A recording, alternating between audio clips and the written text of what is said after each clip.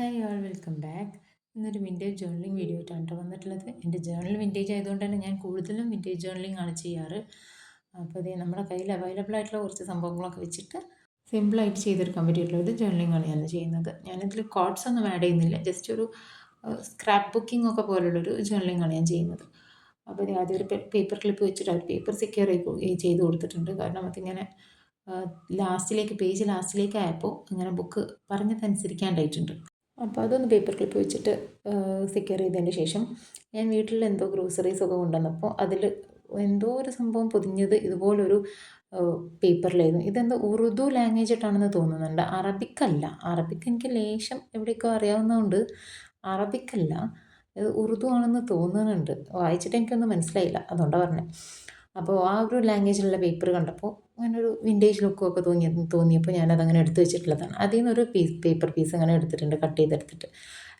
ഞാൻ സിസേഴ്സ് ഒന്നും വെച്ച് കട്ട് ചെയ്തിട്ടില്ല, റാൻഡമായിട്ട് കട്ട് ചെയ്തെടുക്കുകയാണ് ചെയ്തിട്ടുള്ളത്. കാരണം നമ്മുടെ വിൻറ്റേജ് തീമാണല്ലോ, അപ്പോൾ ഒരു എന്താ പറയുക, ഒരു റഫ് ലുക്കാണ് അതിന് മാച്ച് ആവാമെന്ന് തോന്നി. പിന്നെ ഇത് ഓൾറെഡി ഞാൻ കുറച്ച് വർഷങ്ങൾക്ക് മുമ്പ് ഞാൻ ചെയ്തിട്ടുള്ള ഒരു പാറ്റേൺ പേപ്പറാണ്. ഞാൻ കുറച്ച് കോഫി പൗഡർ വെള്ളത്തിലിട്ട് തിളപ്പിച്ച ശേഷം ആ ഒരു ലിക്വിഡ് വെച്ചിട്ട് ഇങ്ങനെ ഒരു പാറ്റേൺ പോലെ ചെയ്തെടുത്തിട്ടുള്ളതാണ്. ഇതിൻ്റെ വീഡിയോ ഞാൻ ഓൾറെഡി അപ്ലോഡ് ചെയ്തിട്ടുണ്ട്. ഇനി ഡീറ്റെയിൽ ആയിട്ട് വേണമെങ്കിൽ വേറൊരു വീഡിയോ നമുക്ക് അപ്ലോഡ് ചെയ്യാം. അത് വെച്ചിട്ട് സെൻറ്ററിൽ സ്റ്റിക്ക് ചെയ്ത് കൊടുത്തിട്ടുണ്ട്. പിന്നെ ഇതേപോലെ കുറച്ച് സ്റ്റിക്കേഴ്സ് റാൻഡമായിട്ട് ഞാൻ പലപ്പോഴായിട്ട് പർച്ചേസ് ചെയ്തിട്ടുള്ളതും പിന്നെ ക്ലിയർ സ്റ്റാമ്പ് വെച്ചിട്ട് ചെയ്തിട്ടുള്ളതായിട്ടുള്ള കുറച്ച് സ്റ്റിക്കേഴ്സൊക്കെ ഞാനിങ്ങനെ റാൻഡമായിട്ട് ഒട്ടിച്ച് കൊടുത്തിട്ടുണ്ട്.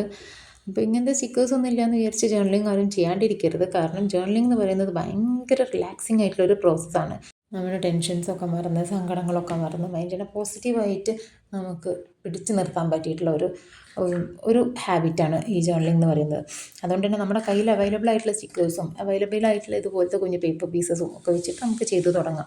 ഞാൻ സ്റ്റാർട്ടിങ്ങിൽ ചെയ്ത് തുടങ്ങിയപ്പോൾ എൻ്റെ കയ്യിൽ ഒന്നുമില്ലായിരുന്നു. ഞാൻ ഈ ഒരു ജേർണൽ ബുക്ക് തന്നെ സ്വന്തമായിട്ട് മേക്ക് ചെയ്തെടുത്തിട്ടുള്ളതാണ്. കോഫി ഡേ ചെയ്തിട്ടുള്ള പേപ്പേഴ്സും പഴയ ഒരു ബാഗിൻ്റെ ലെതർ മെറ്റീരിയലും ഒക്കെ യൂസ് ചെയ്തിട്ട് ഞാൻ തന്നെ ചെയ്തെടുത്തിട്ടുള്ളതാണ് ഈ ഒരു ജേർണൽ.